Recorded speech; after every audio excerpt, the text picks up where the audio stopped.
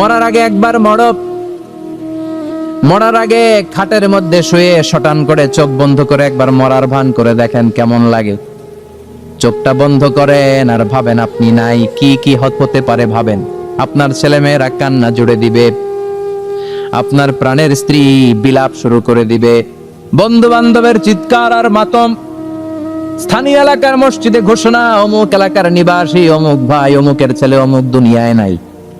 সব আত্মীয়রা চলে আসবে, ফেসবুকে স্ট্যাটাস দেয়া হবে, সবাইকে জানাবে বিকাল 4টায় অমুক হাই স্কুল ময়দানে আপনার জানাজা।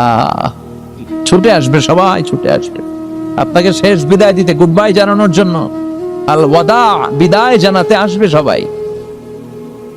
4 তাকবীর দিয়ে আপনার জানাজা হবে, অশ্রুসিক্ত জানাজায় আপনার বিদায় হবে। কাঠের খাটিয়ার মধ্যে করে কাঁধে তুলে আপনারে কবরে নেওয়া হবে, আগে থেকে খুঁড়ে রাখা কবরটার মধ্যে আপনারে বিছিয়ে দেয়া হবে, বাঁশের কচি দিয়ে তার উপরে মাটির চাপা দিয়ে সব চলে যাবে। ভাবেন না একবার চোখ বন্ধ করে, this is the circle of life, this is the nature of life. এটা সবার হবে, আমার হবে, আপনার হবে। এত মায়া, এত ভালোবাসা কই যাবে? কেউ থাকবে না, সবাই আপনার অন্ধকার কবরে রেখে দিয়ে চলে আসে। উপরে বাঁশের কঞ্চি, তার উপরে মাটির চাপা, অন্ধকার আর অন্ধকার। এই অন্ধকার যেন শেষ হতে চায় না, শুধুই অন্ধকার, ঠিক কি না? এজন্য আমাদের চলে যেতে হবে। দাদা গেল, চাচা গেল, মামা গেল, আমাদেরকেও যেতে হবে, জোরে কোন ঠিক কি না? সব পরে থাকবে, চলে যেতে হবে আমাদেরকে। এজন্য আখিরাতের কথা যেন আমাদের স্মরণ হয়। বিশ্বনবী বলতেন, নাহাইতুকুমান জিয়ারাতুল কবুর, আমি তোমাদেরকে কবর জিয়ারত করতে আগে নিষেধ করতাম, কিন্তু এখন নিষেধাজ্ঞা প্রত্যাহার করে নিলাম। এখন সব সময় তোমরা কবরের সামনে যাবা আর জিয়ারত করবা। কবরস্থানে যান তো, যান আপনারা, একটু যাবেন, একটু গেলে আখিরাতের কথাটা স্মরণ হবে। ওখানে ছোট শিশুরা শুয়ে আছে, কিশোর যুবকরা আছে, আপনার মতো তাগড়া যুবক মুরব্বীরা আছে। এরা এই এলাকায় থাকতো, এরা আকাশ থেকে নেমে আসে না, এই এলাকার সন্তান আজ নাই। একটা সার্টেন পিরিয়ড শেষে আপনিও থাকবেন না। This is the nature of life, this is the circle of life. ছোট্ট শিশু হয়ে এসেছিলেন, শৈশব, কৈশোর, যৌবন, প্রৌঢ়ত্ব, আগে ছিলেন সিঙ্গেল, বিয়ে করে হয়ে গেলেন ডবল। এরপরে আল্লাহ আপনাকে একটা মেয়ে দিল, এরপরে মেয়েকে বিয়ে দিয়ে শ্বশুর হলেন, এরপরে ওই মেয়ের ঘরে সন্তান হতে নানা হলেন। আর কতদিন? অনেক দিন হলো তো, অনেক লম্বা সময় পেয়েছেন আপনি। Think about that. এবার যাওয়ার কথা ভাবেন, আখিরাতের সামানের কথা ভাবেন, ফিরে যেতে হবে। কি শক্তিশালী যুবক, বার্ধক্য চলে আসলে লাঠি ছাড়া চলতে পারে না। কুচকুচে কালো দাড়ি সাদা হয়ে যায়, দাড়ির শুভ্রতা, বয়সের ভার, রং ধরা যৌবন জং ধরে শেষ, ঠিক কি না? This is the circle of life. যুবক ভাইরা, এটাই জীবন, চলে যেতে হবে, কেউ থাকতে পারবে না, ঠিক কি না? এটা রিমাইন্ডার আল্লাহ এই সূরার ভেতরে দিয়েছেন যে তোমাদেরকে ফিরে যেতে হবে। এই লোভ লালসা ছেড়ে দাও। রব্বুল আলামিন বলেন, আলহাকুমুত তাকাসুর হাত্তা যুরতুমুল মাকাবির। ও গোলাম, দুনিয়ার সম্পদ, লোভ লালসা তোদেরকে পাগল বানিয়ে দিয়েছে। এই লোভ পাগলামি কোনোদিন তোদের থামবে না যতদিন না তোরা কবরে ঢুকবি, ঠিক কি না? কার কথা? আল্লাহ বললেন, দুনিয়ার সম্পদ আর লোভ আর মোহে তোমরা গাফেল হয়ে গিয়েছো। আখিরাতের কথা বেমালুম তোমরা ভুলে গিয়েছো, কিন্তু আখিরাতে তোমাদের যেতেই হবে, কবরের বাড়িতে তোমাদের ঢুকতেই হবে, ঠিক কি না? যেতেই হবে, আমরা ভুলে যাই। আলহাকুমুত তাকাসুর, অতিরিক্ত পাওয়ার লোভ, বেশি বেশি খাওয়ার লোভ, বেশি বেশি জমানোর লোভ মানুষকে গাফেল বানিয়ে দিয়েছে। এটা মানুষের স্বভাব, আরো চাই আরো চাই, এই স্বভাবটা আছে না নাই? দেখবেন ছোট বাচ্চারা মসজিদের দোয়া অনুষ্ঠান শেষে জিলাপি দেয় না? আগে বাতাসা দিত না, এখন কি দেয়? জিলাপি দেয়, মিষ্টি দেয়। তো মসজিদের 2-3 গেট থেকে যদি দেয়, ছোট বাচ্চারা দেখবেন এদিক দিয়ে কয়েকটা নেয়, নিয়ে আবার ওই গেটে লাইন ধরে। ওর হাত হলো ছোট হাত, ওর হাত ভর্তি জিলাপি, আর নেওয়ার জায়গা নেই, এরপর আরেক জায়গায় লাইন ধরছে, আরো লাগবে, আরো লাগবে, এই আরো আরো আরো চাই। এই স্বভাবটাই মানুষকে কুড়ে কুড়ে শেষ করে দিয়েছে। এত লাগবে কেন তোমার? চাহিদার কোনো শেষ নাই, unlimited demand of human being. যার আছে বেশি তার চাই বেশি, যার সাইকেল আছে তার হুন্ডা চাই, হুন্ডা আছে তো প্রাইভেট কার চাই। প্রাইভেট কার আছে তো প্লেন চাই, প্লেন আছে তো হেলিকপ্টার চাই, হেলিকপ্টার আছে তো ওইটা চাই, ওইটা আছে তো সেটা চাই, ঠিক কি না? এলাকার মেম্বার যে হয়েছে চেয়ারম্যান হতে চায়, আছে না নাই? চেয়ারম্যান সাহেব এমপি হতে চায়, আছে না নাই? এমপি সাহেব মন্ত্রী হতে চায়, আছে না নাই? তো মানুষের চাহিদার কোনো শেষ নাই, যার আছে বেশি তার চাই বেশি। এজন্য বিষ্ণু বলেছেন উনজুরু ইলা মান হুয়া আসফালা মিন, তোমার চেয়ে যে খারাপ আছে ওর দিকে তাকাও। ওয়ালা তানজুর মান হুয়া আ'লা মিন, তোমার চেয়ে যে ভালো আছে ওর দিকে তাকায়ও না, তোমার চেয়ে যে খারাপ অবস্থানে আছে ওর দিকে তাকাও। অনেকে নিজের অবস্থান নিয়ে সুখী না, এরকম আছে না নাই? আল্লাহ আমার এটা দিল না রে, ওইটা দিল না রে, পাইলাম না রে, কিচ্ছু হয় না, কি করব জীবনে, হতাশ। আসলে আছে কিন্তু অনেক, কিন্তু শুকরিয়া নাই, টাকা, ঠিক কি না? নিজের অবস্থান নিয়ে সুখী না, কিন্তু অনেক লোক আছে তারা আপনার অবস্থানে পৌঁছতে চায়। তাদের দিকে তাকিয়ে দেখেন, আপনি যে অবস্থানে আছেন এই অবস্থানে পৌঁছাটা অনেকের কাছে স্বপ্ন। তারা প্রতিনিয়ত সংগ্রাম আর স্ট্রাগল করে যাচ্ছে আপনার অবস্থানে পৌঁছতে, আর আপনি এটা নিয়ে সন্তুষ্ট না। শেখ সাদির নাম শুনেছেন? বালাগাল উলা কাশাফাত দুজা, এই কবিতাটার রচয়িতা ইরানের বিখ্যাত এক কবি। উনি একবার আর্থিক সমস্যার মধ্যে দিয়ে সময় কাটাচ্ছেন, টাকা নাই, পয়সা নাই, পায়ে দেওয়ার মতো জুতা নাই। উনি খুব দুঃখ পেলেন, হায় রে, আমি ইরানের এত বড় কবি, আমার পায়ে দেওয়ার মতো জুতা নাই। দুঃখ ভরা মন নিয়ে রাস্তায় হাঁটতে বেরোলেন। হাঁটতে হাঁটতে হঠাৎ দেখলেন একটা লোক শুয়ে শুয়ে কাঁদছে, ওই লোকটার দুইটা পাই নাই, পাই নাই। উনি সেজদায় পড়ে গেলেন, আল্লাহর কাছে ক্ষমা চাইলেন, আল্লাহ অনেক দিয়েছ, শুকর আলহামদুলিল্লাহ। এজন্য যেই পরিস্থিতিতেই থাকি না কেন আমরা কি পড়বো? জোরে বলেন, কি পড়বো? এজন্য আল কানাতু মিনাল ইসলাম, অল্পে তুষ্ট থাকার নাম হলো ইসলাম। সম্পদ লাগবে কিন্তু সম্পদের পাহাড় লাগবে না, ঠিক কি না? অল্প খান, অল্প পড়েন, অল্প জামান, অল্পের ভেতরে বরকত ঢুকায়া দিছে কে? দেখবেন যাদের সম্পদ অল্প তারা সুখী বেশি। জরিপে এটা দেখা গিয়েছে, অনেক সার্ভেতে এটা এসেছে, যারা সম্পদশালী এরা দুঃখী বেশি, এদের দুঃখ বেশি, টেনশন বেশি। খুব স্বাভাবিক, টাকা যার বেশি রোগ তার বেশি, টাকা যার বেশি টেনশন তার বেশি, টাকা যার বেশি ঘরে শান্তি তার কম, আছে না নাই? ঘরের ভেতরে অশান্তি, ছেলে কথা শোনে না, ছেলে টানে গাঞ্জা, মেয়ে করে পরকিয়া, আছে না নাই? স্ত্রী কথা শোনে না, ভালোবাসা নাই, ঘরটা জাহান্নামের টুকরা। রোগ বালাই, এক একটা হসপিটাল বিল পরিশোধ করতে মাসে 5 লাখ 10 লাখ, আছে না নাই? কিছু খেতে পারে না, ডাক্তার একেবারে ডায়েট মেনু বেঁধে দিয়েছে, ডায়েট, ভেরি ডায়েট মেনু, এটা এটা এটা এটা কিছুই খাবেন না, শুধু গরু খাবেন না, খাসি খাবেন না, চিংড়ি খাবেন না, খালি ঘাস খাবেন, ইচ্ছে মতো ঘাস খাবেন, মানে ঘাস জাতীয় যত আইটেম আছে সব খাবেন, শাক খাবেন, সবজি খাবেন, সালাদ খাবেন, গরু, চিংড়ি, মুরগি, গোশত, ইলিশ কিছু খেতে পারে না। তাহলে রোগ বেশি, খাওয়ার মজা নাই, ঘরে সাংসারিক শান্তি নাই, খালি ব্যারাম আর ব্যারাম, ঠিক কিনা? কিন্তু সম্পদের পাহাড় গড়েছে। আর অল্প যারা খায়, অল্প পড়ে, রিক্সাওয়ালা, কুলিওয়ালা, অল্প বেতনের চাকরি, কিন্তু হক হালালি মেনে চলে, দেখবেন শান্তি আছে অনেক। হ্যাঁ, বাসা ভাড়া দেয়, ফ্যামিলি চালায়, বাচ্চাদের স্কুল বিল, এরপরও মাস শেষে 1-2 হাজার টাকা হাতে থেকে যায়। আর ওর প্রতি মাসে 10 কোটি টাকা ইনকাম, তারপরও ব্যাংকের ঋণ আছে না নাই? সুখ কারে বলে? কিভাবে আপনি সুখকে ডিফাইন করবে? সুখ তো টাকায় কিনা যায় না, শান্তি টাকা দিয়ে হয় না, শান্তি দেওয়ার মালিক কে? শান্তি আছে অল্প খেয়ে শুকর করার মধ্যে, শান্তি আছে আলহামদুলিল্লাহর মধ্যে, চিল্লায় বলেন ঠিক কিনা? এজন্য অল্প খাবো, অল্প পড়বো, অল্প জামাবো, অল্পের ভেতরে বরকত দিয়েছে কে? দেখেন ধনী ভাইরা খেতে পারে না, কিন্তু রিকশাওয়ালার কি সমস্যা হয়? রিকশাওয়ালারা সব খেতে পারে, কুলিওয়ালা, দিন মজুর, এরা একেবারে স্লিম সুঠাম দেহি, মেদহীন পেট, পেটে কোনো মেদ নাই, ভুড়ি নাই। আর কোটিপতিদের মেদ আছে না নাই? এত বড় বড় পেট, ঠিক কিনা? আমাদেরও পেট আছে, তবে হালাল পেট, এটা হারাম টাকা দিয়ে এই ভুড়ি বানাই নাই আমরা, ছেলে বলেন ঠিক কিনা?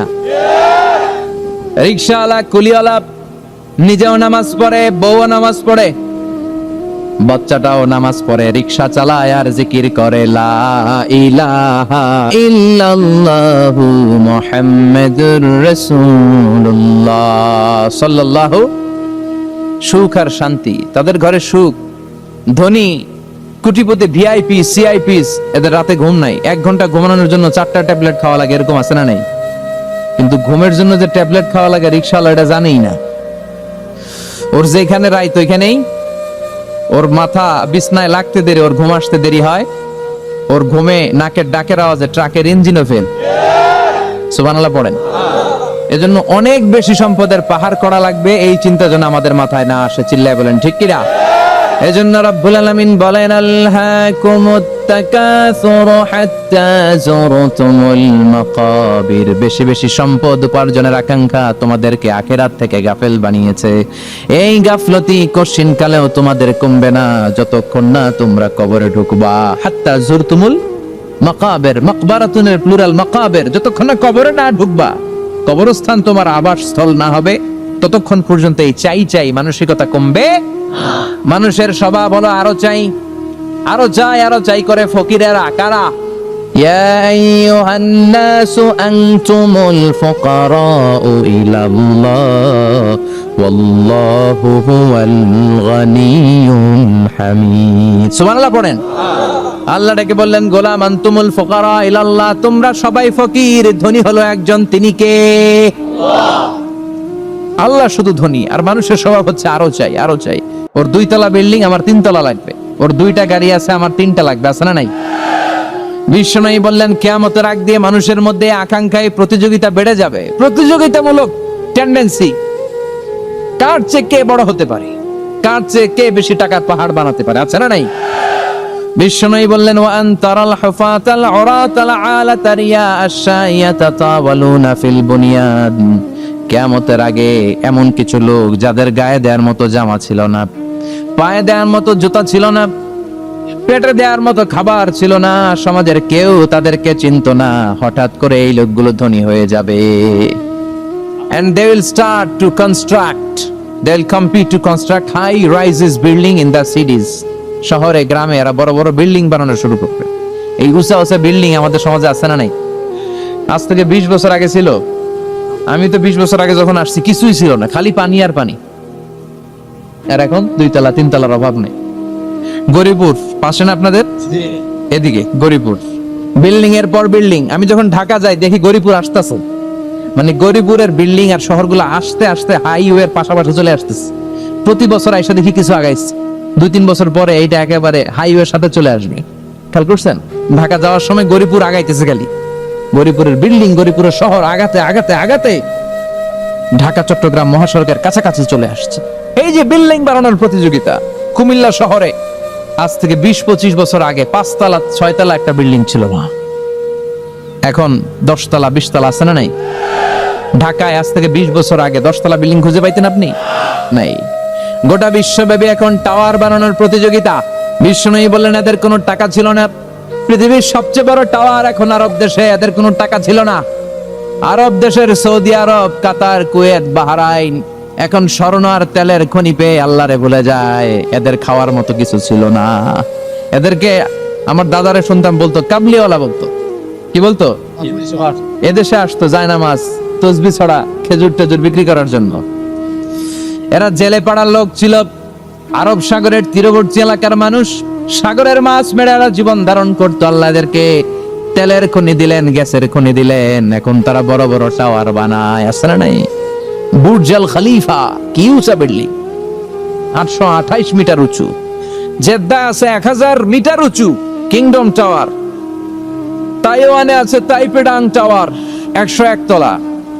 মালয়েশিয়া আছে পেট্রোনাস টুইন টাওয়ার 88 তলা। চায়নাতে আছে সাংহাই টাওয়ার, একটার পর একটা টাওয়ার। প্রতি বছর অ্যানাউন্স করতেছে যে ওদেরটা আছে আমাদেরটা বড় বানাও। কাতার কয় ওরা বানাইলে আমরা পারবো না কেন, আমরা বানাবো আরো বড়। আছে না নাই? শাগালাতকুমুত তাকাসুর, এই যে আরো লাগবে, আরো বড় হতে হবে, এই টেন্ডেন্সি মানুষকে আখিরাত থেকে একেবারে গাফেল বানিয়ে দিয়েছে। চিল্লায় বলেন ঠিক কিনা? টাকার পাহাড় বানাতে চায়, দরকার থাকলেও চায়, না দরকার থাকলেও চায়। বর্তমান পৃথিবীর সবচেয়ে ধনী লোকটার নাম জানেন? কি নাম? হ্যাঁ, বিল গেটস। ওর যে কত টাকা ও নিজেও জানে না। ওর পকেট থেকে যদি $100 একটা বান্ডিল পড়ে যায়, এটা তুলতে ওর যত সময় লাগবে, ও না তুলে যদি হেঁটে যে আইডিয়া নিয়ে হাঁটতেছিল ওইটা নিয়ে হাঁটে, ওদিকে আরো বেশি ইনকাম হয়ে যাবে। এত টাকা তার, এটা তোলার সময় তো তার নাই। ওয়ারেন বাফেট নাম শুনছেন? হাজার হাজার কোটি ডলারের মালিক। প্রিন্স ওয়ালিদ বিন তালা সৌদি ধনকুবের নাম শুনেছেন? ওর একটা বিমান আছে, প্রাইভেট জেট প্লেন। এই বিমানটার 70% মেড অফ গোল্ড। বিমানের 70% স্বর্ণ দিয়ে বানানো। গত কয়েক বছর আগে আমি ব্রুনাই গিয়েছিলাম। ব্রুনাইয়ের সুলতানের নাম হাসান আল বালখিয়া। উনি একটা প্যালেস আরবিতে বলে কাসার, মানে হচ্ছে রাজপ্রাসাদ। পৃথিবীর সবচাইতে বড় রাজপ্রাসাদ ব্রুনাইতে বান্দার সিরি বেগাওয়ানে অবস্থিত। আমি গিয়েছি ওখানে। প্রায় 1800 থেকে 2000 কক্ষ আছে ওই প্যালেসে, রাজপ্রাসাদে। ওই রাজপ্রাসাদের টয়লেটের কমোড গুলো মেড অফ গোল্ড, স্বর্ণ দিয়ে বানানো। নাউজুবিল্লাহ পড়বেন না। এই হাসান আল বালকিয়া নিজে বিমান চালায়। ওর সংগ্রহে 500টা রোলস রয়েস লাক্সারিয়াস কার আছে। 500 রোলস রয়েস। গুগল ইউটিউব যারা করেন সার্চ দিয়ে দেখবেন ওর কি পরিমাণে গাড়ি। রোলস রয়েস গাড়ি হচ্ছে one of the luxurious car in the world. Car ব্র্যান্ডের মধ্যে যত দামি কার ব্র্যান্ড আছে এর মধ্যে রোলস রয়েস একটা, যেগুলোর দাম কমসে কম এদেশের টাকায় 8 কোটি থেকে 10 কোটি টাকা। আচ্ছা বলেন, এই গাড়িগুলো যারা হাই প্রোফাইলের ভিআইপিস, তারা ফ্যামিলির সবাইকেও যদি একটা করে গাড়ি দেয়, একজনের কয়টা গাড়ি দরকার? 5টা, 10টা, 20টা। বললাম যে 20টা গাড়ি লাগবে ওনার। 500 গাড়ি দিয়ে উনি কি করবে? তার সংগ্রহে 500টা রোলস রয়েস। স্বর্ণেরও গাড়ি আছে, তার স্বর্ণের পালঙ্ক আছে, আমি দেখে এসেছি। পোরশে, ফারারে, লাম্বরগিনি, এই টাইপের যে ব্র্যান্ড গুলো আছে, অভাব নাই। তার মানে আছে, যার বেশি চায় তত বেশি। চিৎকার করে বলেন ঠিক কি না? এজন্য আল্লাহ বললেন আল্লাহকুমুত তাকাসুর হাত্তা যুরতুমুল মাকাবির। দুনিয়ার লোভ তোমাদেরকে আখিরাত থেকে গাফেল বানিয়ে দিয়েছে। দুনিয়ার লোভ লালসার মধ্যে পড়ে আখিরাতকে বেমালুম তোমরা ভুলে গিয়েছো। এই গাফলতি কোনোদিন কমবে না যতদিন না তোমরা কবরে ঢুকো। ঠিক কি না? সম্পদ উপার্জনে ইসলাম বাধা দেয় না, কিন্তু সম্পদ হৃদয়ে স্থান দেয়া যাবে না। সম্পদ উপার্জন করতে হবে, খরচ করে ফেলতে হবে। বেশি সম্পদশালী হতে হলে আল্লাহর সন্তুষ্টির জন্য যাকাত দিতে হবে। কে দিতে হবে? দে যাকাত তোরা দে রে যাকাত, তোর দিল খুলবে পরে আগে খোলো খাত। দে যাকাত তোরা দে রে যাকাত। ঠিক কিনা? দিল পরে খুলবে, আগে হাত খোলেন। হাত খুললে দেখবেন দিলটারে খুলে দিয়েছে কে? সাইয়েদনা মুসা আলাইহিস সালামের জামানায় ওনার চাচাতো ভাই ছিল মিশরের সবচাইতে বড় ধনী, যাকাত দেয় নাই। তার কি করুণ পরিণতি হয়েছে কোরআনে আছে না নাই? এত সম্পদ ছিল, তার সম্পদগুলো সে সিন্ধুকে আটকে রাখতো। আর এই সিন্ধুকের চাবিগুলো আলগানোর জন্য, কাঁধে নেওয়ার জন্য 10 জন লোক লাগতো। সিন্ধুক কাঁধে নেওয়ার জন্য, সিন্ধুকের চাবির গোছা কাঁধে নেওয়ার জন্য কয়জন? তাহলে কি পরিমাণ সম্পদ ছিল? সাইয়েদনা মুসা বললেন, সম্পদের মালিক তুই হস নাই, আল্লাহ বানাইছে। কারণ বলে ইন্নামা উতিতুহু আলা ইলমিন ইনদি, আল্লাহ আমারে সম্পদ দেয় নাই, আমি আমার মেধা খাটিয়ে সম্পদ বানিয়েছি। যাকাত আমি দিব না। মুসা বললেন তাহলে আযাবে পড়বি, কারণ কয় পারলে আযাবান। আল্লাহ বললেন ফাখাসাফনা বিহি ওয়া বিদারহিল আরদ, ও মুসা নিরাপদ দূরত্বে চলে যাও, এখনই ভয়ঙ্কর ভূমিকম্প হবে, আযাব দেব। কারণ সহ কারণের সব সম্পদ আমি জমিনের ভেতরে ঢুকায়া দেব। আমি নিজে কারণের বাড়ি দেখে এসেছি। মিশরের রাজধানী কায়রো থেকে প্রায় 150 কিলো দূর একটা জেলা আছে, ফায়ুম জেলা। ওইখানে কারুনকে আল্লাহ তার সব সম্পত্তি সব মাটিতে দাবিয়ে দিয়েছেন। দাবাতে দাবাতে হাঁটু পর্যন্ত যখন কারুন জমিনে দেবে যায়, ভাবছে উঠে যাবে। কোমর পর্যন্ত যখন মাটির মধ্যে দেবে যায়, ভাবছে উঠতে পারবে। গলা পর্যন্ত যখন দেবে যায়, হাত তুইলা কয় আমি ঈমান আনলাম। ও মুসা, সব সম্পদ তোর আর তোর আল্লাহর লইয়া যা, খালি আমারে বাঁচা, আমারে।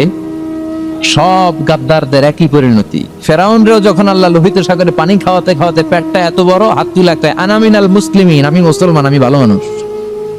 আল্লাহর কোরআন সাক্ষী, সে বলেছে আনা মিনাল বনি ইসরাইলরা যে আল্লাহরে মানে, আমিও তারে মানি, আমিও আল্লাহর দলের একনিষ্ঠ কর্মী। আর পানি খাইতে পারি না, আল্লাহ বাঁচাও। আল্লাহ কয় আরো খা। শেষ, ফেরাউন শেষ, নমরুদ শেষ, কারুন শেষ। পুরো সম্পদ সহ আল্লাহ কারুনকে জামিনের ভেতরে দাবিয়ে দিলেন। এজন্য সম্পদ যাদের বেশি, যাকাত দেওয়ার দরকার আছে না নাই? দারিদ্রতা বিমোচনের জন্য যাকাত দিবেন। যাকাতের শাড়ি লুঙ্গি এইভাবে না, অনেকে কিন্তু দেয় যাকাতের শাড়ি, জাকাতের লুঙ্গি, জাকাতের গামছা, এরকম ডাকাইত আছে না নাই? বাংলাদেশে এমনও হয়েছে জাকাতের শাড়ি দিবে বলে সে পত্রিকায় নিউজ করেছে, আর ওই শাড়ি আনার জন্য শাড়ি দিবে 5,000 মানুষ এসেছে 5 লক্ষ। পদপৃষ্ঠ হয়ে 11 জন নারী এক জায়গায় মারা গিয়েছে।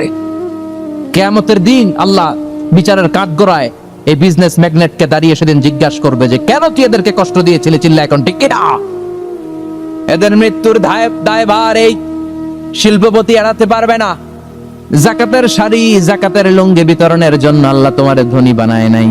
ধনীদের দায়িত্ব হলো গরিবের হাতে সম্পদ পৌঁছে দেয়া। ওফি আমওয়ালিহিম হাক্কুন লিসাইলি ওয়াল মাহরুম। গরিব আমার কাছ থেকে সম্পদ আর জাকাত নিয়ে সে আমার প্রতি করুণা করেছে। আমি জাকাত দেই বলে আমি কোনো দয়া দেখাই নাই। কথা বুঝতে পেরেছেন? আইডিয়াটা ক্লিয়ার করে নেন। জাকাত দেয়া আমার জন্য কি? কথা বলেন, ফরজ। আর যে জাকাত নেয় তার জন্য জাকাত খাওয়া কি ফরজ? আমি গরিব মানুষ, আমি জাকাত খাবো না, না খাইয়া থাকুম, রোজা রাখুন। কথা কন। আমার যে জাকাত নেওয়া লাগবে এমন কোনো কথা নাই, কিন্তু আমি যে ধনী আমার দিতেই হবে, এটা ফরজ। তার মানে আমি দিয়ে আমি দয়া করি নাই, ও নিয়ে আমারে বাঁচাইয়া দয়া করে গেছে। চিৎকার করে বলো ঠিক কিনা? ইসলাম বলে রাস্তার এক পাশে 5 তলা আর এক পাশে গাছতলা, এটার নাম ইসলাম না। ওফিয়ামু আলাইহিম হাক্কুন লিসাইলি ওয়াল মাহরুম। খেটে খাওয়া মানুষ, সুবিধা বঞ্চিত মানুষদের দ্বারে যে তুমি জাকাতের টাকা পৌঁছে দাও। জাকাতকে ফরজ করা হয়েছে দারিদ্রতা বিমোচনের জন্য। আপনি শাড়ি লুঙ্গি দিলে কি হবে? ওরে শাড়ি দিছেন দুপুরে, রাত্রে বেলা ও আরেক জায়গায় লাইন ধরে আছে, বিরিয়ানির প্যাকেট দিতেছে ওইখানে। কথা কোন? সারাটা বছর ও জাকাতের টাকা নিবে, ওর কিচ্ছু হবে না। বরং এমন কিছু তাকে করে দিতে হবে যেটা দিয়ে সে ফ্যামিলি লিড করতে পারে। একটা সিএনজি কিনে দেন, ওই ফ্যামিলিতে কোনো যুবক থাকলে সিএনজি চালায়া, অটো চালায়া ফ্যামিলিটারে চালাবে। একটা টঙের দোকান করে দেন, চায়ের দোকান, চা বিক্রি করে ফ্যামিলিটারে চালাবে। অস্ট্রেলিয়ান একটা গাই কিনে দেন, গরুর দুধ বিক্রি করে তার ফ্যামিলি চলবে। কিংবা মাছের একটা খামার করে দেন, মুরগির খামার করে দেন, ঠিক কিনা? ওমরে ফারুক বলতেন এমন ভাবে জাকাত দাও যাতে করে যাকে জাকাত দিয়েছে জীবনে কোনোদিন সেজন্য আর কারো কাছে যে হাত পেতে জাকাতের জন্য দাঁড়িয়ে না থাকে। এই বিধানটা কার? এজন্য আল্লাহ বললেন আলহাকুমুত তাকাসুরু হাত্তা যুরতুমুল মাকাবির। দুনিয়ার লোভ লালসা তোমাদের কমবে না যতদিন না তোমরা কবরে ঢোকো। কার কথা? চিল্লায় বলেন কার? এজন্য দুনিয়ার প্রতি যে আমাদের লোভ, এটা কি বাড়াইতে হবে না কমাইতে হবে? এই দুনিয়ার জীবন এটা ক্ষণিকের। আমাল হায়াতুদ দুনিয়া ইল্লা মাতাউল গুরুর। এটা ভোগের সামগ্রী, আজ আছে কাল না, এটা হাতের ময়লা। দুনিয়ার এই জীবনের দৃষ্টান্ত হচ্ছে 4টা স্বর্ণের টুকরা আর 3টা লাশের মতো। স্বর্ণের টুকরা 4টা, চিৎকার করে বলেন তো কয়টা? লাশ 3টা, জোরে বলেন কয়টা? অনেক অনেক আগের যুগের 3 জন যুবক জীবিকার তাগিদে তারা বের হয়েছে কর্মসংস্থান করে খাবে। প্রতিমধ্যে তারা গুপ্তধন পেয়েছে, স্বর্ণের বার পেয়েছে, তো বড় বড় 4টা পেয়ে তারা মহা খুশি। আমাদের আর কাজ করা লাগবে না, এগুলো বেচে আজীবন খাবো, সুখে থাকবো। তো 3 জন মিলে বললো 4টা স্বর্ণের টুকরা 3 জনের মধ্যে ভাগ করে দেওয়ার আগে একজন এক কাজ কর, বাজার থেকে কিছু রুটি নিয়ে আয়, খুব ক্ষুধা লেগেছে, খেয়ে নেই। একজন রে রুটি আনতে পাঠিয়ে 2 জন মিলে ভাবে ওইটারে যদি মেরে ফেলতে পারি তাহলে তো তোর আর আমার মধ্যে কোনো ঝামেলা নাই। স্বর্ণের টুকরা কয়টা? তুই নিবি 2টা, আমি নেব 2টা। আর যেটারে রুটি আনতে পাঠাইছে ওটা মনে মনে ভাবতেছে রুটির মধ্যে বিষ মিশাই নিয়ে যাব। কি মিশাবো? বিষ খাইয়া ওটা শেষ, সবগুলো আমার। তো বিষ মিশাই নিয়ে আসছে, আর আগের পরিকল্পনা অনুযায়ী এই 2 জন মিলে তাকে নৃশংসভাবে হত্যা করেছে। হত্যার পরে কয় প্রচন্ড ক্ষুধা লাগছে, লো আগে খাইয়া লই। 2 জন মিলে বাজার থেকে আনা বিষ মাখানো রুটি খেয়ে ওই 2টাও শেষ। স্বর্ণের জায়গায় স্বর্ণ পড়ে আছে, স্বর্ণগুলো নেয়ার মতো মানুষ আর নাই, ঠিক কিনা? এজন্য মানুষের এই চাহিদা কমবে না। বিশ্বনবী বলেন লাউ আন্না লিকুল্লি ইবনে আদম ওয়াদিয়ান মিন যাহাব আহাব্বা আই ইয়াকুনা ইলাইহি ওয়াদিয়ান। আল্লাহ প্রত্যেককে, আমাদের প্রত্যেককে যদি একটা করে স্বর্ণের পাহাড়ের মালিক বানিয়ে দেয়। কয়টা করে পাহাড় দেখছেন কোনোদিন? কই দেখছেন? চিটাং গেছিলেন? এই চট্টগ্রামে গেলে দেখা যায় কি পাহাড়। এই একটা পাহাড় স্বর্ণের, এক একটা স্বর্ণের পাহাড়ের মালিক যদি আমাদের এক একজনকে বানায় দেওয়া হয়, এরপর আমরা চাবো আরেকটা স্বর্ণের পাহাড়ের মালিক কেমন করে হওয়া যায়। আচ্ছা বলেন তো, একটা স্বর্ণের পাহাড় আমার 14 পুরুষ বিক্রি করে খাইলেও শেষ করতে পারবো এটা? তো আরেকটা কেন লাগবে আমার? ওয়ালা ইয়ামলা আফাহু ইল্লা তুরাব। বিষ্ণু বলেন কবরের মাটি যতক্ষণ না তোর মুখে না ঢুকবে তোর এই চাওয়া চাওয়া খাই খাই স্বভাব বন্ধ হবে না। এজন্য আল্লাহ বললেন আলহাকুমুত তাকাসুরু হাত্তা যুরতুমুল মাকাবির। দুনিয়া তোমাদেরকে গাফেল বানিয়ে দিয়েছে, গাফলতি কমবে না যতদিন না কবরে ঢুকো। কবরে ঢুকা লাগবে, কবরে ঢুকা লাগবে না? কবরে আমাদেরকে যেতেই হবে, যেখানেই থাকেন। কবরের প্রশ্ন আছে না নাই? অনেকে বলে হুজুর বিমান হামলায় মারা গিয়েছে, বিমান জ্বলে পুড়ে ছাই হয়ে গিয়েছে, তার কবর কোথায়? তার আত্মাটা যেখানে আছে ওই জায়গায় প্রশ্ন আছে না নাই? অনেকে বলে হুজুর সাগরের মধ্যে পড়ে মারা গিয়েছে, তিমি মাছ খেয়ে ফেলেছে, তার কোনো অস্তিত্ব নাই, কিন্তু তার রুহুটা আছে না নাই? প্রতিটা রুহু সংরক্ষণ করে কে? প্রত্যেকটা আত্মা আল্লাহর কাছে সংরক্ষিত থাকে। প্রতিটা রুহু, প্রতিটা মানুষ মালাকুল মাউতকে দেখতে পায়। আপনিও দেখবেন, আমিও দেখব। মুমিনদের কাছে এসে মালাকুল মাউত একজন যুবকের বেশে সাদা ধবধবে জুব্বা পরে সুগন্ধি মেখে মুমূর্ষু ব্যক্তির শিয়রে বসে বসে বলে, ইয়া আইয়াতুহান নাফসুল মুতমাইন্নাহ, হে প্রশান্ত আত্মা, উখরুজি ইলা মাগফিরাতিল্লাহি ওয়া রিদওয়ানি, আল্লাহর ক্ষমা আর দয়ার দিকে বের হয়ে আসো। বলা মাত্রই মুমিনের আত্মাটা স্মুথলি বের হয়ে আসে।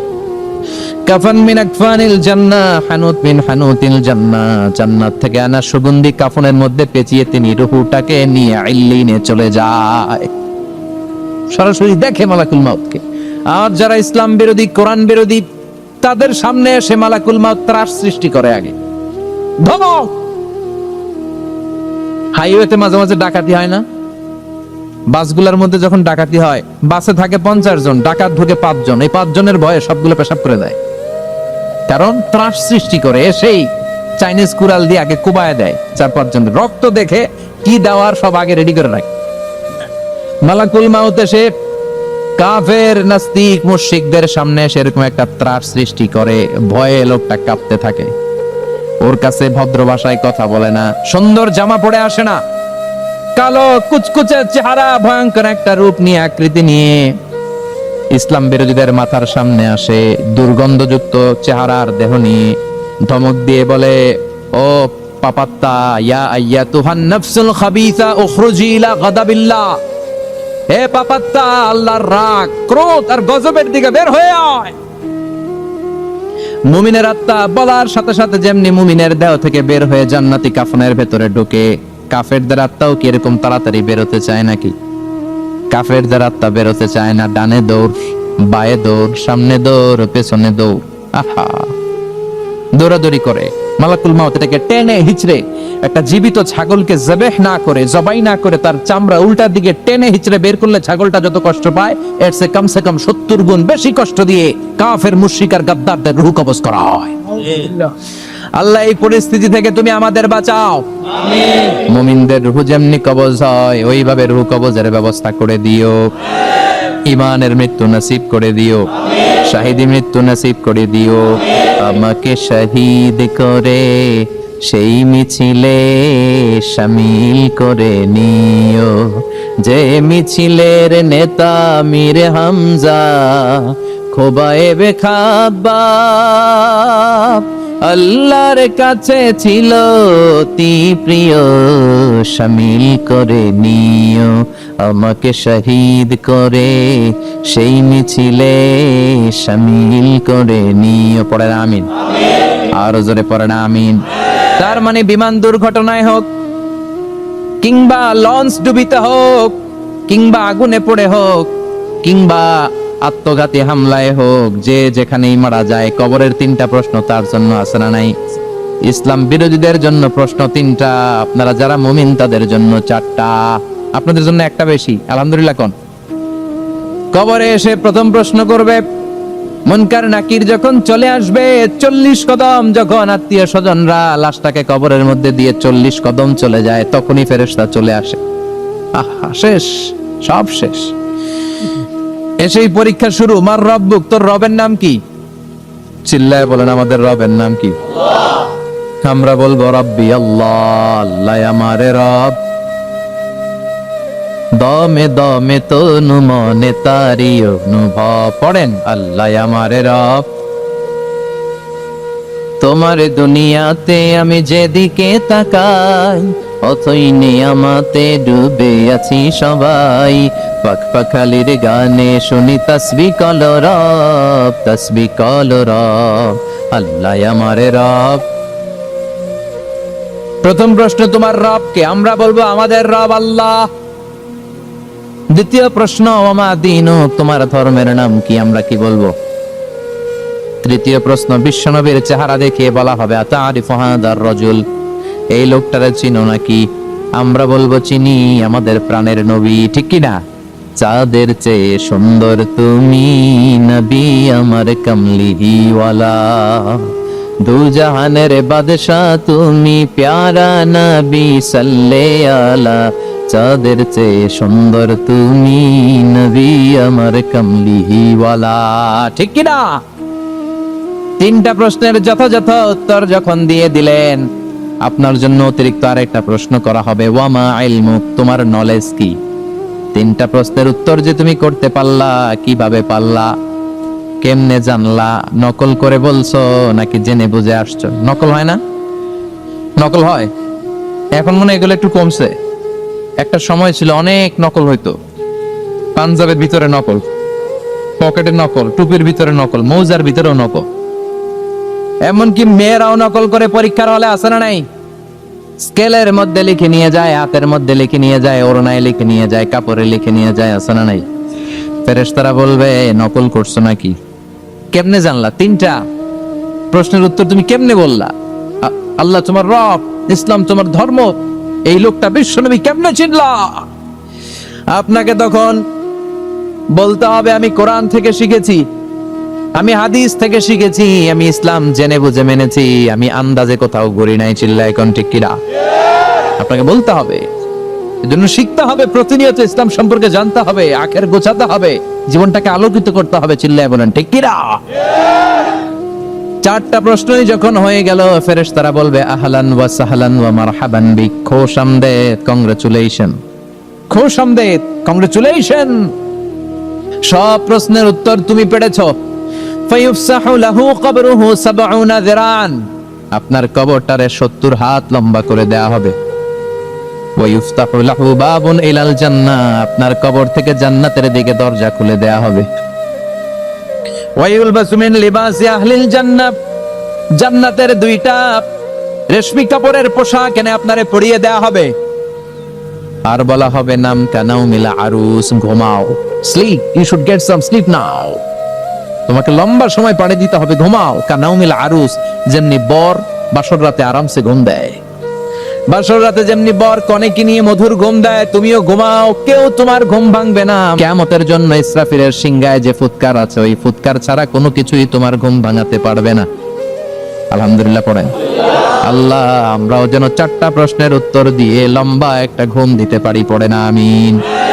ওয়াম্মাল কাফির ওয়া আহলুশ শিমাল, আর ইসলাম বিরোধী যারা, তাদের সামনে আসবে মালাকান আসওয়াদান আজরাকান, কৃষ্ণ বর্ণের দেহ, নীলাভ বর্ণের দুটো চোখ, গায়ের রং কালো, চোখের রং নীল। দেখতে কেমন লাগে? আলিফ লাইলার ভূতের মতো। তখন গায়ের রং কালো, চোখের রং নীল। ফেরেশতা দুইটা আসবে, এসে ত্রাস সৃষ্টি করবে, এসে বলবে বল তোর রবের নাম কি? মার রব্বুক। মুশরিক, কাফের, নাস্তিক এরা বলবে আমি জানি না আমার রবকে, আমি জানি না, আমি তো আজীবন শুধু চেয়ার করেছি, মদ খেয়েছি, আমি ধর্ষণে সেঞ্চুরি করেছি দুনিয়ার বুকে, আমি টেন্ডারবাজি করেছি, চাঁদাবাজি করেছি, আমি মাস্তানি করেছি, আমার দাপটে এলাকার ইসলাম প্রিয়রা বাসায় ঘুমাতে পারে না। আমি ছিলাম টেন্ডারবাজ, আমি ছিলাম গডফাদার, সন্ত্রাসীদের লিডার, আমি ছিলাম ডন, আমি ছিলাম ডনের ডন, আমি ছিলাম মাস্তান, রংবাজ। রব টব কি আমি তো জানি না। লাদ্রি লাদ্রি, আমারে জিজ্ঞেস করো না। আবার প্রশ্ন করা হবে ওয়ামা দীনুক, তোর ধর্মের নাম